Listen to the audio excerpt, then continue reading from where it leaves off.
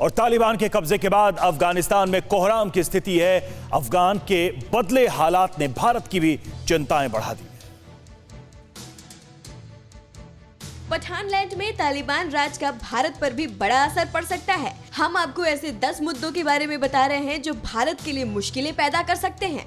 पहला, तालिबान को पाकिस्तान का समर्थन है, जो भारत के लिए बड़ा सिरदर्द हो सकता है। दूसरा, तालिबान के प्रति पाकिस्तान के सुझाव से आतंकवाद का रूप विकराल हो सकता है। तीसरा, अफगानी जमीन से आतंकी खतरा बढ़ सकता है। पाकिस्तान और चीन भारत के खिलाफ तालिबान का इस्तेमाल कर सकते हैं। चौथा, चीन से समर्थन के बाद तालिबान ड्रैगन के इशारे पर काम कर सकता है। पांचवा, तालिबान इस्लाम के नाम पर कश्मीर में गड़बड़ी फैला सकता है।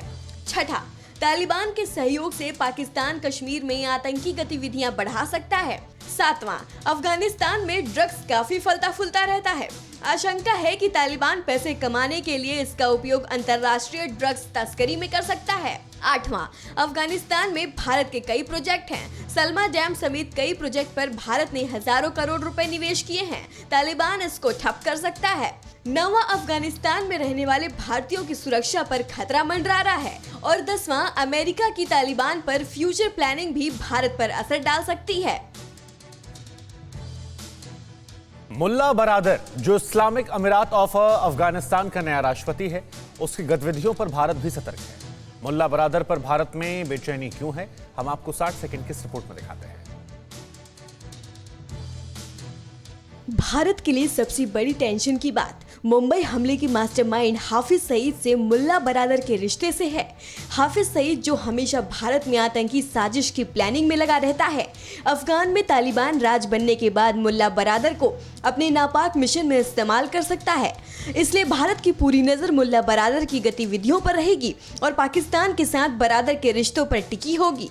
सरकार की तरफ से इस बात की आधिकारिक तौर पर पुष्टि नहीं की गई है, लेकिन माना जाता है कि पिछले दिनों दोहा में भारतीय प्रतिनिधियों ने बरादर से मुलाकात भी की है। तालिबान के पूर्व शासन में अफगानिस्तान में कई अहम पदों पर रह चुके बरादर के संबंध अल-कायदा के संस्थापक ओसामा बिन लादेन से भी रहे हैं। ये भी आशंका जताई जा रही है कि अल-कायदा की वापसी हो सकती है।